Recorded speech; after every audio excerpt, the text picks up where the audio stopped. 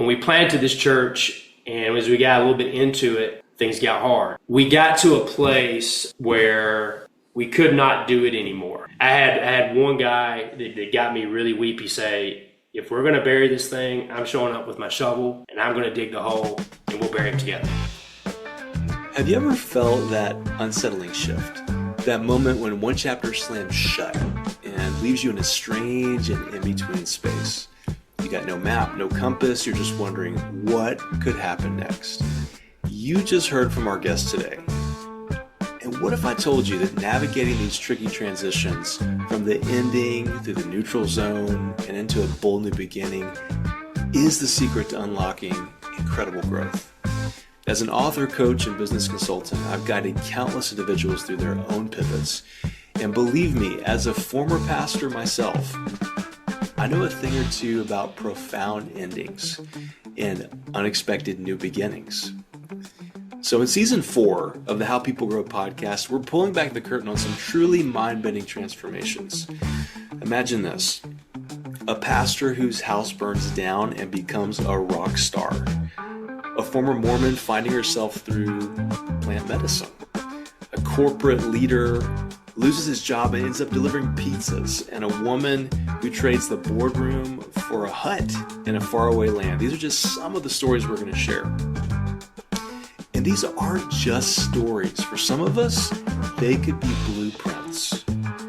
Join me, David Achata, as we uncover the raw, often messy, and utterly inspiring ways people don't just survive change, but they thrive. Thanks for being here. Let's get started.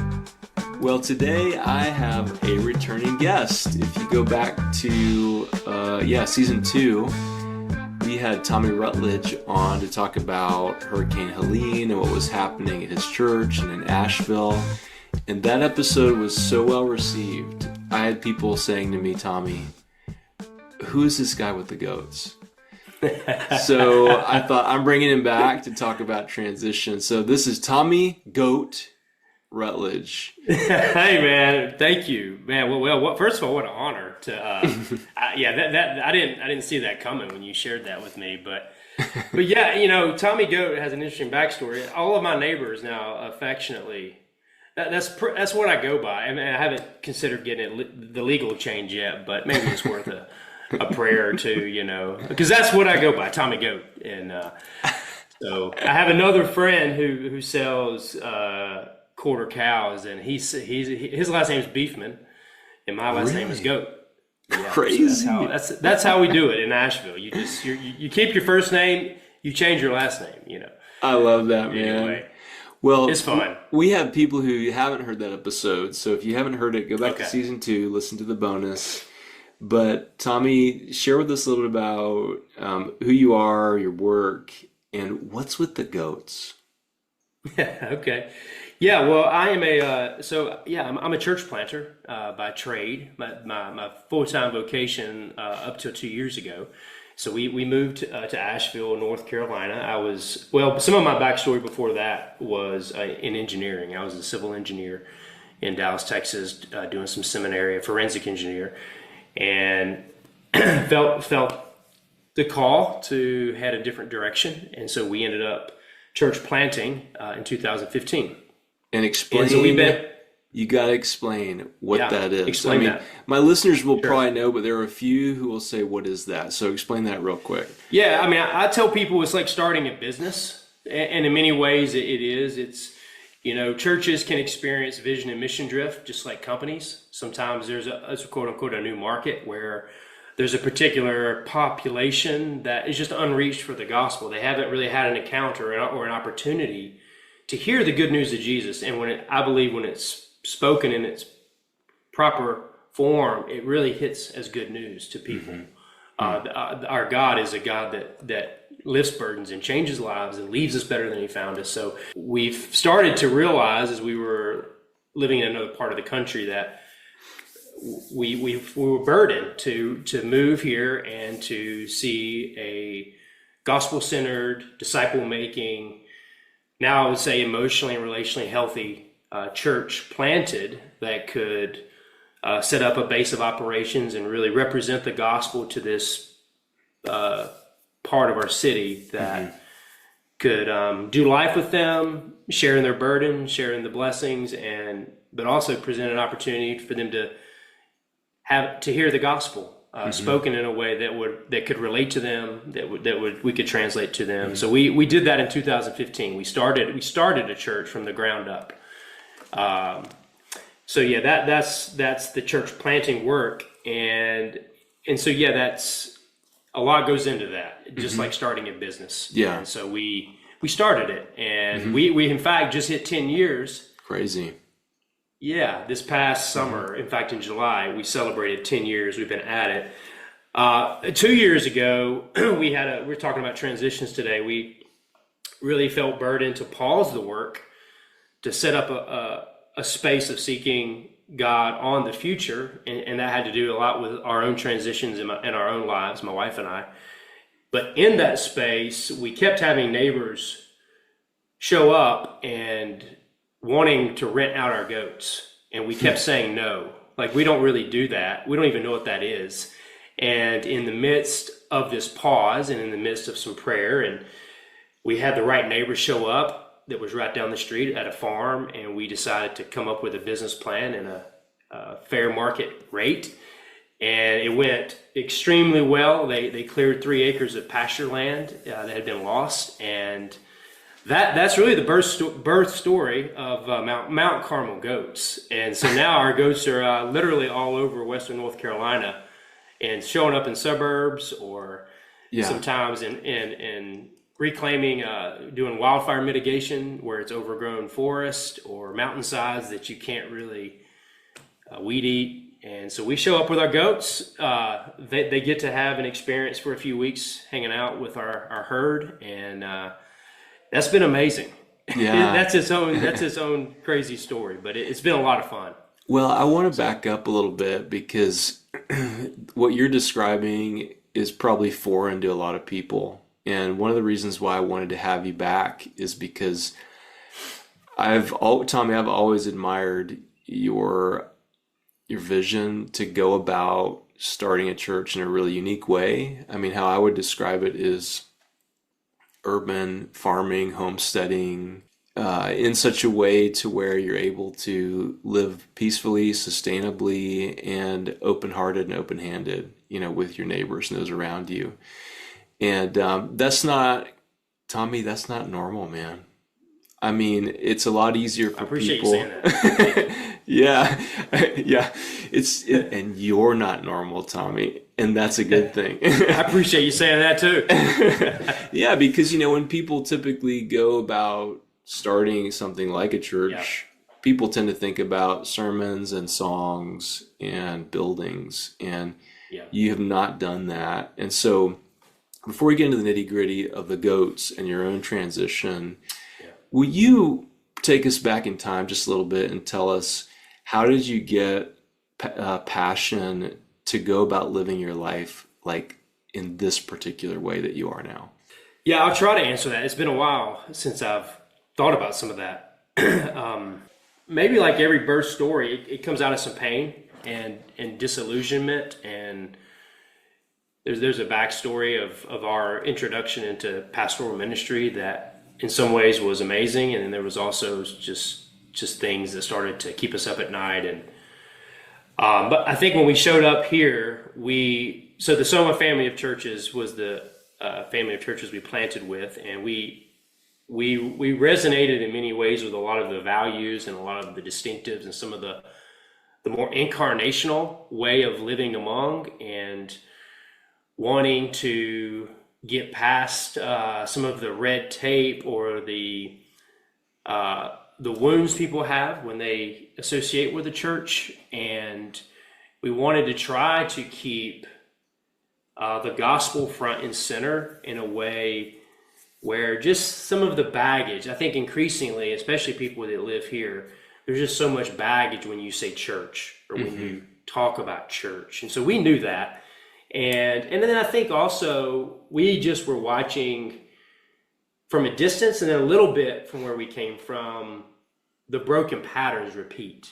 And I think that was also a bit of We don't want to repeat some of that. We want to try to do it in a different way. And I think, so for us, we also came to the conclusion as great as we believe a Sunday gathering is, and we do a Sunday gathering every week, we also saw I think Dallas Willard talked about the cost of non-discipleship over decades. And we recognize that to provide a formational space where people can really experience the love of God, they can really begin to change, but also a church that can begin to exist where people that have yet to believe, have yet to encounter God, would over time have a compelling view, no matter what they did with that. You know, they may not care, they may be interested or intrigued, they may sign on. We wanted to be a church that would provide that kind of opportunity, and that just meant closing the proximity gap, the frequency gap, and that just meant letting people get a little bit more up close and personal with the pastor, with the church, getting behind the curtain, if you will. And that was its own journey for me of learning that we're not trying to, yes, we wanted to grow as a church, yes, we wanted to be sustainable as a church, but we weren't trying to just do it bigger and better than the quote unquote competitors that were here. We really tried, I think, with integrity, to say we want to join, and we also want to come at it from a little bit different way that would, how do you say it? That would, for us, we would also say we were trying to have integrity with what we read in Scripture, and the way getting back to some of the ways that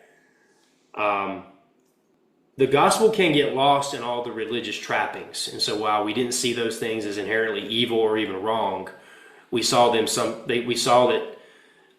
sometimes the religiosity of the church, or we saw just the standard protocols of the church or the sacred cows of the church, they become irrelevant, and they lose their voice, they lose their credibility within the place they're living. And we didn't want to do that.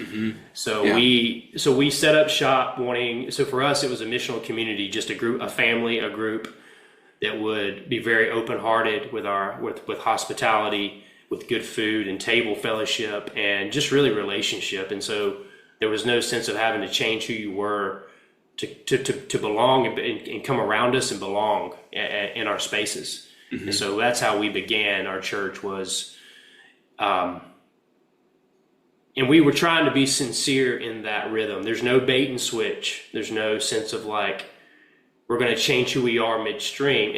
And the people that joined us with that was its own journey of helping them unlearn some of the ways, the standard operating procedures that can come along with church, and doing that with us.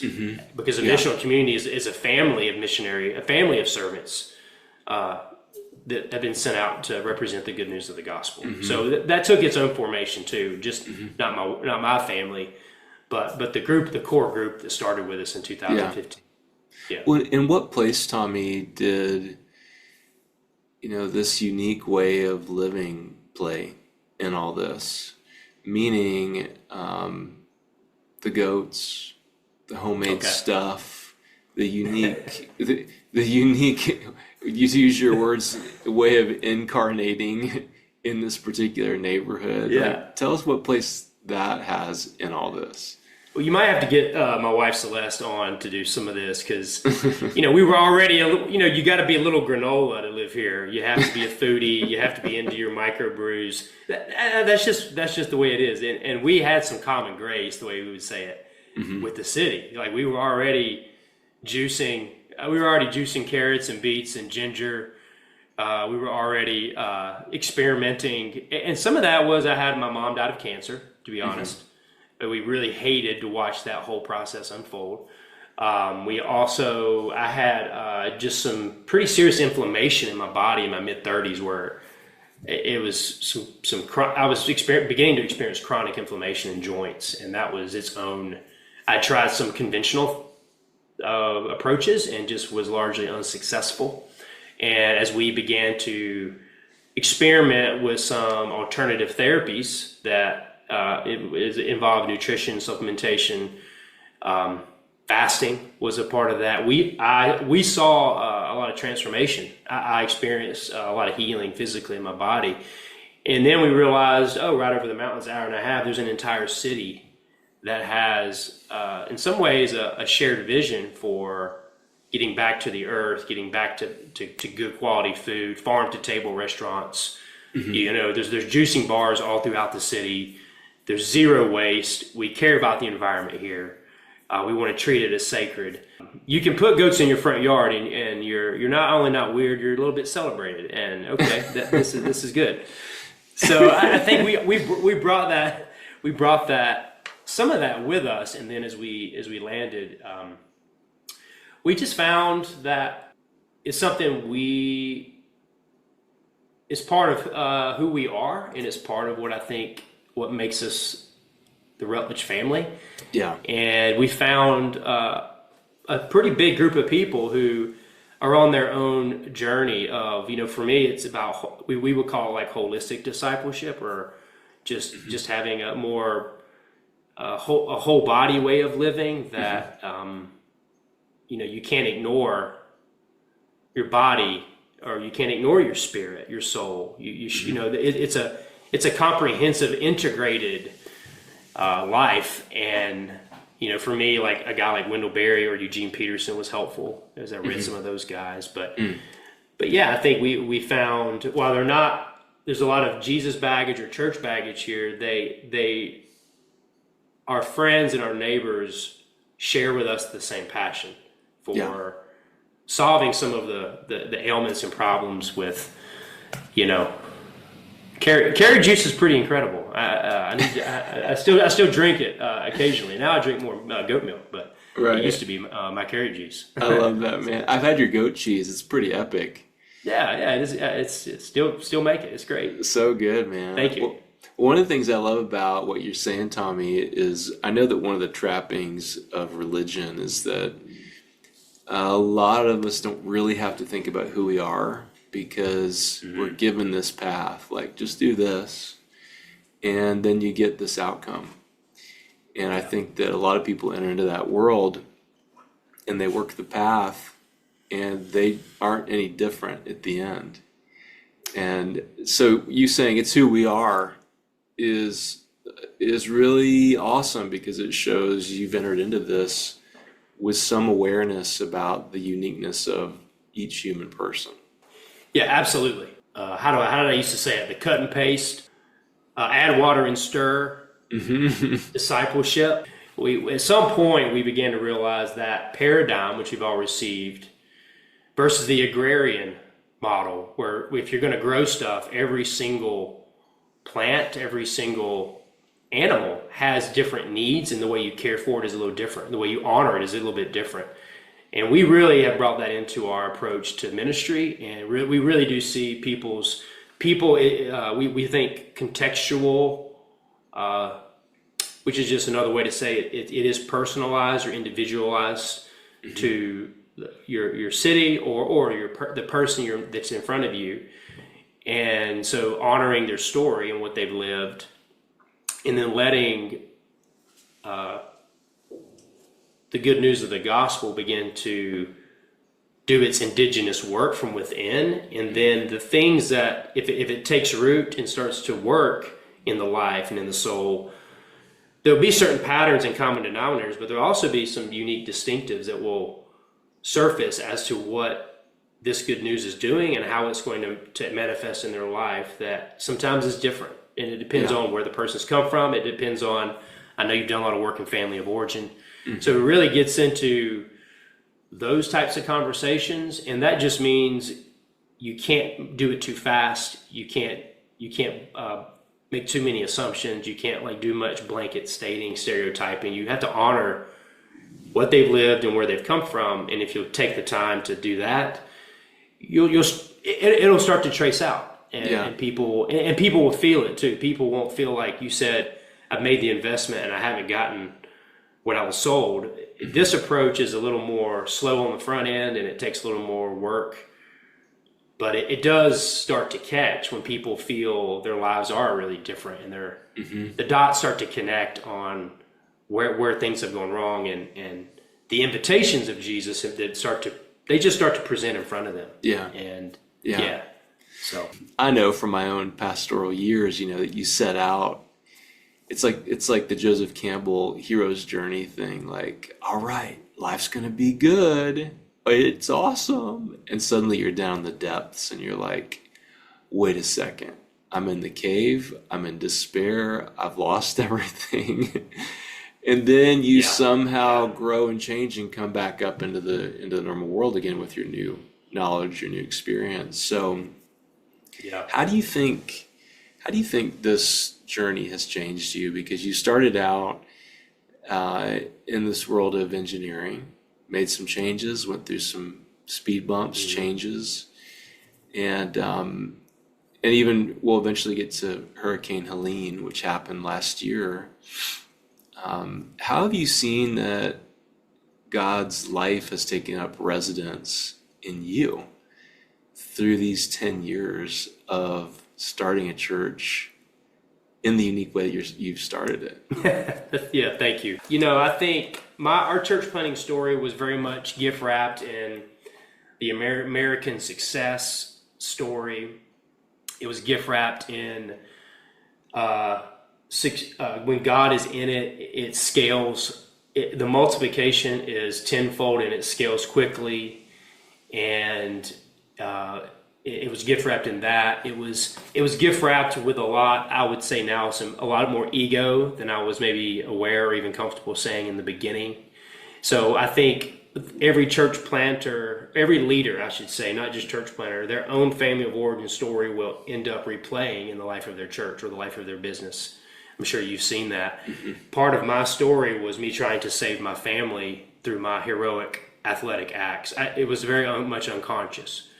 But I began to realize as my family of origin, as my parents, as my home life fell apart, it would be through my athleticism and my academics and my achievements that I would hold things together and I would be the glue and I would save. And it didn't happen. When we planted this church and as we got a little bit into it, things got hard.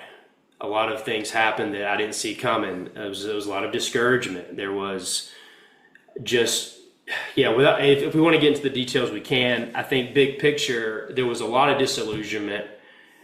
In fact, I had a 5-year strategic plan that I one time, years later, shared with our group, and we had a big laugh at how we're going to be at 15 MCs and how we're going to have a church planting residency, and we're going to be doing, and it was just like laughable.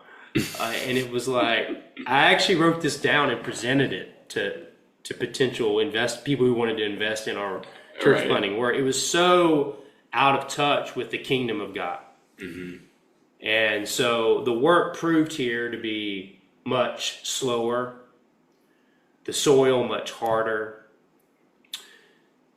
the successes were much smaller, and the typical narrative of church planting is you need to be up off the ground and sustainable by year 3. You got a 3-year runway, and if you're not up and running by year 3, God's not in it.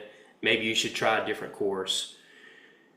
And bro, by year 4, 5, 6, it was like, man, this is not happening the way by the traditional standards and by my own standards. And that was it. And so that really messed with me for a lot of years. And some of that was I was insecure about it. I had some shame about it. I questioned my call at points. I wanted to give up a few times. And praise God that I didn't. Because that was when so the disciples had their own disillusionment with who they thought Jesus was, what they thought the kingdom was. And I began to realize what I just assumed would be the story and just played out very differently.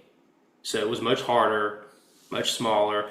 Not what we now know living on our street as we're getting into some fabric of neighborhoods. It was a lot darker spiritually than we even realized. Mm-hmm. And even the house we moved into and we'll save that for another podcast, but the occult's alive and well in Asheville. Mm-hmm. And we realized it was much darker spiritually. We didn't even have full categories for what in different pockets the darkness was. And so that just meant, at some point along the way, we had to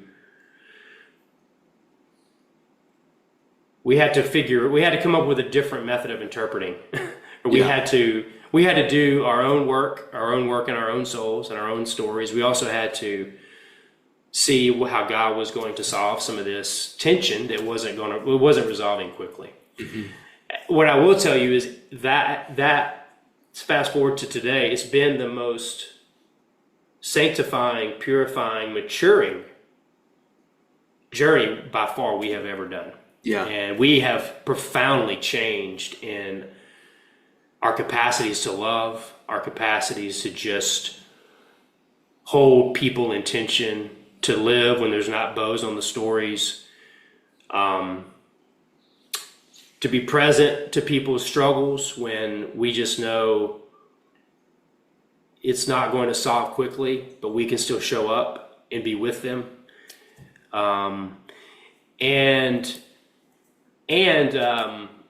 What I will also tell you is 10 years in, we're feeling the winds shift, and God is just, the wind's blowing differently than it was at the beginning. And we're starting to watch God birth some things in front of us with some people that we've been doing life with for a very long time. That's really beautiful. And it's nothing we've done. We're just watching it start to happen. And that's been really amazing to see too, because the secular story is totally bankrupt. People move here wanting Asheville to be the thing that functionally solves all their problems and all their dreams come true, and it just doesn't deliver. Yeah. And they have their own disillusionment, and so yeah, it's been for me, the way I'm wired and built, the slowness, the lack of visible fruit initially, it was just really painful.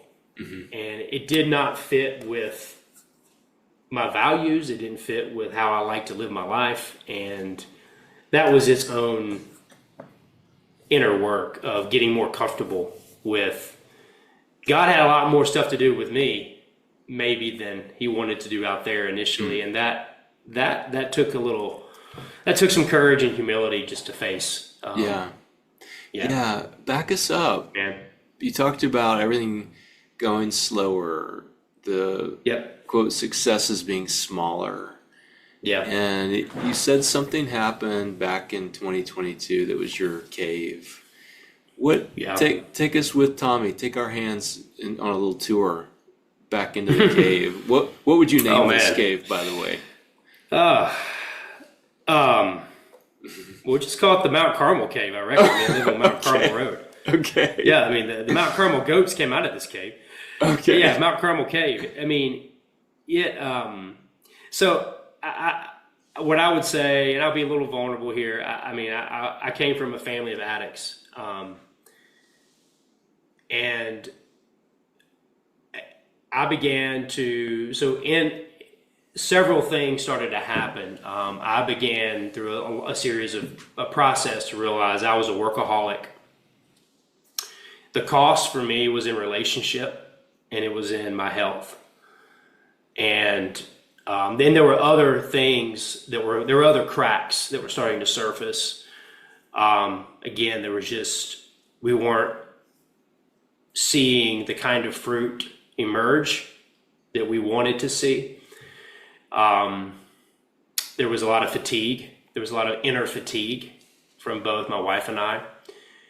And so we got to a place where we could not do it anymore the way we were doing it. And we can talk about that if we want to. And it was actually my wife that came to me one day and said, we can't continue doing this the way we're doing it. And I already knew that internally. I just hadn't said it. And when she said it, I was like, yeah, you're right. And so we immediately initiated a 40-day pause, a ceasing of all activity. We didn't gather. We didn't do any DNAs, no missional communities for 40 days. And then all we did was cease. And I went into a lot of journaling and prayer. I read Parker Palmer's book, Let Your Life Speak. I read some other books that were really helpful Piscazero, read some of his works. And the clarity we began to realize was what I shared earlier, that I was trying to save this work through my own efforts, through my own willpower, through my own strength, doing a lot of good things. But I couldn't hold it. And I wasn't actually called to. And I was actually getting in the way of Jesus' saving work as long as I was in that chair. And so part of what we did in the 40 days is just relinquish control of the future. And Soma Asheville went in the cave with us, and if it didn't come back up, then so be it. And then after the 40 days, we started to meet with our core. We met for another 40 days, and that really turned into, by this time, we had realized the importance of lament and grief and honesty. And so we started to publish the Soma Asheville story, not just with its successes, but with all of its failures out loud. And that was uncomfortable. And some of that was me sharing my failures as well. A lot of codependence in the Soma Asheville story. Me codependent with the work. And my wife, if she were here, would talk about some of that in the relationships. And we created a desired decision tree for all of those people. And we were very discerning and slow, but we said, follow the tree. And wherever you land, you're really free to be in this box or this box or this box. And some of those were, you need to leave. You don't need to stay. These are good families that I still love and I still appreciate. They're not bad people. They just were not called any longer to be a part of. And if everybody did that, we were going to close the doors on our church plant. Mm-hmm. And there was another family that were en route from coming off the mission field to join us the following January. And we just knew we can't bring them into this if it's like it is. That was a part of it. And so as we stopped, about half of those families left, but the other half said, the bones here and the guts are solid and they're good. And we're not leaving. I had one guy that got me really weepy say, if we're going to bury this thing, I'm showing up with my shovel and I'm going to dig the hole and we'll bury it together.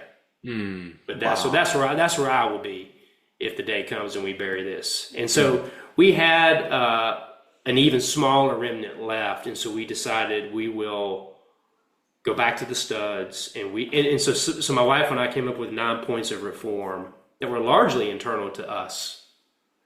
Our leadership, our pace, honoring relational boundaries. We were like a triage church, and it was just too much, too fast, with not enough doctors and nurses. There were some real things that we said we have to be more realistic and honor the limitations of our humanity so that Jesus could assume his place in the church. And we just agreed we would try to exist differently in the same thing. And I know that's hard sometimes. And we presented some of that to our elders, and we eventually hit play again. And we said, let's come at it fresh again. And man, it's been an incredible 3 years, let me tell you. Wow. If you showed up today, you might say, oh yeah, this is still kind of the same, but it's really not. Mm-hmm. It's significantly different.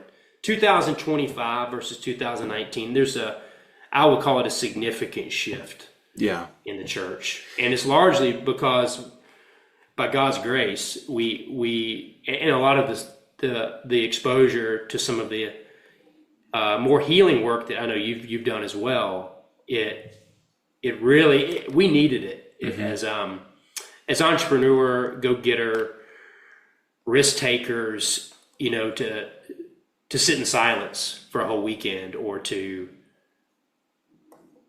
get comfortable just being for an hour, like those are very awkward upstream modalities. And yet probably every human being, if they're going to continue to grow, they have to eventually embrace the shadow mm-hmm. sides of life, the shadow sides of their gifting, the shadow sides of their discipleship. And again, we had some great guides along the way that were penciling in how that could look for us, and we just were open to doing it. Yeah. It was a major transition. And so that for, at least for not my personal life, but maybe for my ministry life, that was the cave. And we really did not know the future. Yeah. And What it makes me think of, Tommy, was what me and you were just talking about before this hit record. It makes me think of Richard Rohr's framework for transition, and he talks about order, disorder, and reorder. And not ironically, I was just with a team last week working in an organization, and we went and we played a game of Jelly Ball. You ever played that before? No. It's like paintball, but without the mess and as much pain. But we. Oh wait, is it with the water? Well, you're shooting like each an Orby other gun? with these. It's balls, like they're like paintballs. But it's just at a course. It's in the dark with neon lights and stuff. Yeah. My son and I have Orby guns, which is a little cool. a little water pellet. It's a water pellet. Oh, nice. Same concept. Yeah, it's a lot of fun. Well, we were out there playing, and such a fun way to end a day of team building. And I pulled the team together, and I said, "What does it look like for you to create a high intensity environment, but that has low stakes, so that when the stakes are high and the intensity is high, you already have that muscle memory kind of built in." And I was thinking about it as you were describing. Hold on now, like we've really got to slow this thing down. And in a way, it was sort of like de-escalating the pace at which you were living for the church, for yourselves personally, to introduce, introduce some disorder, some intentional disorder. And, as you introduce that, you got to experience some reordering, which I want to touch on in a second. But okay. I think that for this season, what I want our people to hear who are listening to this is disorder is not a bad thing. We crave predictability. We just love it. I heard somebody say, like, the neural pathways in our brain is like a slide. Like, we love our one slide, and we make it deeper and bigger and longer, but we've got to sort of introduce these new ways of thinking, and not only thinking, but new ways of being. We might use the slide illustration there. And so what you did with your group was you said there's got to be some new ways we're going to operate here. May I say something? Yeah, absolutely. So, what we did was extremely uncomfortable and awkward. We were on autopilot, and it was killing us. It was killing everybody, actually. And what it forced people to be honest, not just us. Everybody had to be really honest with themselves. And ironically, in religious spaces, it just is, it's sad, but it's true. Sometimes the most religious spaces are the most dishonest spaces. The process forced everybody into the light of being really honest. And that created conflict. It created some really painful, hurtful things were said in that time that I won't share on the podcast here. But it also created the new kind of growth that where we are today, I wouldn't trade it. I would not trade it. So it was like breaking a bone to reset it so it would be stronger and healthier later, but you had to break it if you wanted the health. And we just got enough conviction that we said we have to do this, and it's proven to be, I think it's proven to be the right, we somehow got to the right decision and the right effect at that time. And we are where we are today because of that. And we're much more present as leaders. The anxiety is significantly less. The level of relational honesty and being with people is better. We genuinely have love and compassion without trying to save every single situation. Yeah. There's just those kinds of fruits you will never get if you don't decide to enter into that the process you mentioned. Yeah, well, what I Absolutely. notice listening to you, for anybody who's a leader, is, your own internal anxiety and undealt with stuff will multiply itself.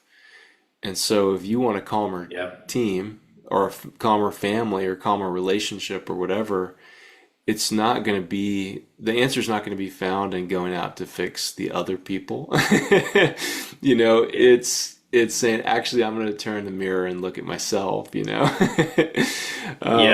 Anyway, so many thoughts on that. But so you're restarting in a way, you've introduced this disorder, and you develop a new way to operate, this reorder. And there's a lot of chapters you can, tell us if you want, but I want to bring us up to how these new ways of being were able to sustain you through something that really just destroyed your city. When Hurricane Helene came through, because I know that, like even back in 2020, so many churches just fell apart because they did not have the relational strength or practices in their faith that could sustain them through what happens when you lose your building or your church services or whatever.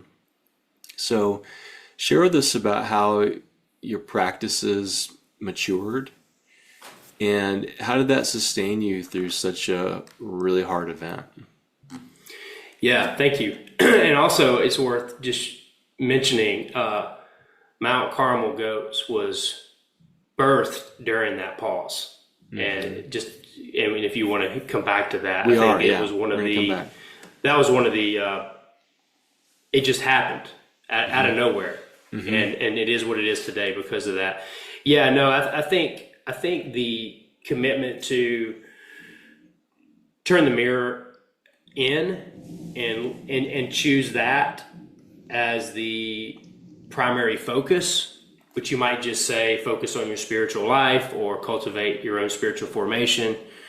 That gave us incredible resources to show up for people, continue to show up for our church, continue to show up for our city, but with less and less expectation. I would say very subtle, but it's there. Expectations of where what we want to see them decide or where we want them to go. We can trust God to our desires for them, but God has to do that if they're going to change and grow and become. So I think the journey for us after that became, we were just a lot more at peace with ourselves. We were at peace with our story. We were at peace with the journey itself. And so when Hurricane Helene hit, and I think when major transition, in some ways, a massive transition, we didn't freak out. We didn't panic. We just, some of the work we had been doing in quiet and in private and in the mirror, we were able just to bring it to people's lives who were incredibly disoriented. And we did have neighbors who lost their business, and we had a neighbor who lost everything in there. I think we talked about the family that lost everything. And so we were able to show up for them and enter into their pain, enter into their suffering genuinely. And we just had resources to give. And we found that our property and the spring that was on our property, the water that was just there, it's like the journey prepped us and primed us for that moment, if that makes sense. And we couldn't create, that's not something we can create. It just happened. But looking back, it was kind of God to give us that runway, because in those situations, we're all dealing with things nobody's ever dealt with before in their lifetime. And we're all scrambling. And so those investments, we really drew on them. And Our relationships remained intact. Our families remained intact. There was money in the bank to spend. We had all the freezers of steak and barbecue. We started just cooking it all so it wouldn't go bad, and we started feeding everybody. And, Nice. it was just like it just was there. And so, what else are we going to do with it if we don't cook it? So we just started giving it away and making a space for people to come grab a meal and come fill up your bucket so you can flush your toilet. And how are you doing? And yeah, this is really hard. And our friend across the street, her mom died during the hurricane, or the week after the hurricane. Unrelated, but Yeah. I mean, that's incredible pain that she had, and so yeah, I just think if you haven't gone on this journey before, when the crisis hits, you can't endure it. You can't stand up under it. You may not survive it. You may medicate your way out of it, or if you'll go on the journey when the crisis hits, it's like that parable of Jesus where you're on a rock, your feet are on a rock, you won't be swept away, and you'll survive, but you'll also have something to give to help. So that was just our experience. That's what happened. Yeah. So beautiful, man. Well, actually, the story I was thinking from Jesus' parables was the parable of the great wedding feast, where there's invitations that are sent out. Oh, yeah. And, the higher profile folks aren't accepting. And so the king is like, all right, we're just going to throw a party for everyone. Get the steaks out, grill them up, pass them out, give the water away. It's similar to what you're saying. That's what I'm thinking. Yeah. Yeah. Beautiful, man. Yeah. So the goats came out of this. Yeah, So here's Tommy in the cave. He comes out. Some things change, and he's got these goats now. What is the deal? Yeah. So these goats. So that's its own story of transition. And I just posted a meme on my Facebook. I don't really post on Facebook. It said, "Life is hard. If you want to make life harder, go get some goats." It's just like, yeah. No, so unbeknownst to us, I mean, our road is a high traffic area. We didn't know that when we bought the house. Man, everybody and their grandma knows about us. And so what happened is a neighbor stopped by. We cleared her pasture, her farm. It was an incredible success. And that was it. Another neighbor comes by. Again, unsolicited, no marketing, zero marketing. We do it again. Incredible success. It happens again. It keeps happening. We're not doing any marketing. We're not telling anybody. We clear one property in 2020, was it 2? Can you give me a second? Yeah. I want to get this right. I have it right here. So that first property was in 2022. Mm-hmm. The next year, same thing.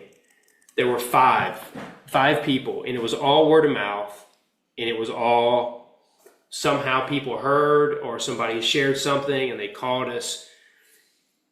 And then in 2024, we had a very influential businesswoman who has a second home in Waynesville find us the same way. And she brought out the news. ABC News was out there, and the paper was out there, and she had a website guy that said, "We're going to build your website. I'm going to pay for the whole thing." And we just thought, we need to step into this. This is something we need to see where this is going to go. And we did, and the website's there today. And she's an incredible lady, love her to death. When we did that, and it's a great news article. It was a fun little ABC local story. My son and I were on TV. It was very cool, but it blew up. That was last year. It blew up, and we get so much rain. I mean, we're in a temperate rainforest. We get so much rain, and stuff grows here so fast, and it's a environmentally safe, non-invasive, light footprint, eco-friendly, community building way for people to get their land back with all these invasives. And so we kept hearing, people were always blown away by the value the goats would bring to their property. And so we decided, yeah, we're gonna launch it, we're gonna give it a go. And that came out of the cave. Crazy. How did it came out of the cave? How did it come out of the cave? Piece it together for me. Well, here's the piece. Here's how it pieces together. We had our goats on our neighbor's property behind us in the woods, and this was back. This was like maybe in 2019, and out of the blue, he just said, "You got to get them off immediately," and it put us into a crisis because we didn't have anywhere to put them. And we didn't have the imagination. And so, but we finally said, well, we got to put them somewhere. Let's just put them in our front yard. And you're like, you can't do that. And then we were just sat there thinking, why not? Like, it's the biggest piece of grass we own. So we have a huge front yard. You've seen it. Mm-hmm. So we just threw them in the front yard. Well, then we have to get electric netting. And now we realize we got to move them. So we now have to move them back here to the backyard. And then we move them to the front yard. And we start buying netting. We start moving the goats. Then we have a client who wants to buy our milk and drink kefir with it. And he says, "Why will you bring?" He owns 26 acres of abandoned farmland. He's like, "Will you bring our goats over?" We're like, "Well, yeah. I mean, why not?" So 5 minutes down the road, we put our goats at Bruce's place, and we move the netting. We set them up over there, and we go do checkups. Then we have another neighbor who needs their abandoned garden cleared, and he says, "Will you come let the goats eat my garden?" Sure. We move the netting. We put them over there. So by the time, her name is Jen. By the time Jen showed up in 2022, we were already moving netting. We were already clearing. We had 80% of the equipment we needed. We had 80% of the goats we needed. We already knew how to do the job. And so it's like, when we had to move the goats off the property, there was a temptation to be bitter, to blame, to be upset. And I think that forced us into a learning of how to keep them healthy and move them. And it was actually the preparation so that when we launched Mount Carmel Goats, there was very little competency that we didn't have. We had already gained the competency. We just we didn't know that's what God was doing when that happened back in 2018. Right. Yeah. And so the tension, the disorder prepared you. It prepared us. In the learning curve, there was a learning curve, but we didn't know what we were learning, being prepared to do. Mm-hmm. So when we launched it, there was a little bit of organization. I mean, both my sons work for me, and they make a good wage for their age. It's become a formational space for them, to be honest. That's whole other podcast. Like the idea of working alongside the Father and learning how to.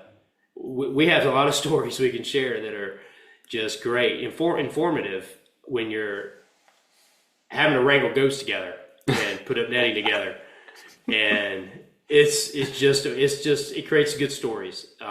Yeah. So yeah, I think that's the connecting of the dots that happened, and all I can tell you is that it's just working, and it also allows me to diversify some income where, there's not as much burden on. So the church plant work is actually thriving, growing. People are showing up. We're doing a lot of great recovery work with some people that are showing up hungry for that, and I'm now 3/4 time with the church plant, and now I'm 1/4 time with Mount Carmel Goats, and it's just I and I'm enjoying it. That's the big thing. I have a lot of energy for it. I'm enjoying it. I physically get tired, but my soul is at peace, and my soul is full. Yeah. So Man, that's so great. that's maybe the thing that I'll leave you with is it's Yeah. yeah. I love that, man. One day I'm gonna have to come over there and bring my my iPhone recorder and be like, I'm on the road with Mount Carmel goats. Tommy, what's our mission? And you can describe where we're going, what we're doing. I can even have the goats make some noises for us. That'd be fun. Well, listen, you have to work, man. That's right. Work with us today. Yeah. I'd love to. Yeah, you'll do great. Well, you're built for it, man. You're already in shape. That's right, man. You got it. Well, thank you for this, man. This has been great. You're welcome. Well, what it's got me thinking of as we finish up here is really just this statement, that none of us can really imagine our life today from the perspective of who we were, say, 10 or 20 or 30 years ago. Like, so much stuff changes that leads us, to this point. And it's like, if you would have said to yourself back in the civil engineering days, this many years later, here's what you're going to be doing. You'd be like, okay. I can't see it, but maybe not. Just like I can never imagine the life that I'm living today. Yeah. So, Tommy, what would you have some closing words of encouragement for folks who are listening to your story? They may or may not be familiar with all the church stuff or the goat stuff, but they've definitely heard your story of change. And as people are in the midst of change, what kind of encouraging words could you leave us with? Yeah. There's no way I would ever imagine. You said it best. What I would say is God in his great kindness, the Tower of Babel is a story that can be a little shocking, and it's a teardown. But I think God, but it's also an act of mercy. So there's a rebuild. Maybe in Rohr's language, it's more in alignment with his heart, and what he's calling you to do and what he's calling you to be about. God has allowed a few of those moments in my life where there's a little bit of a teardown of what I've tried to build, and the way I think it should work and the way I think it should look, and God will allow it to tear down a little bit. But when he builds it back, and so my encouragement would be, I think that's a principle of all humans. There is no one who has gotten the script perfect except one person, and that's Jesus. And for the rest of us, when God is doing the teardown, it's very raw and vulnerable and hard, and there's failure, that F word we hate. You're dealing with failure, you're dealing with just your worst fears, you're dealing with your past. And that whole point is to actually give you life and give you his abundant life.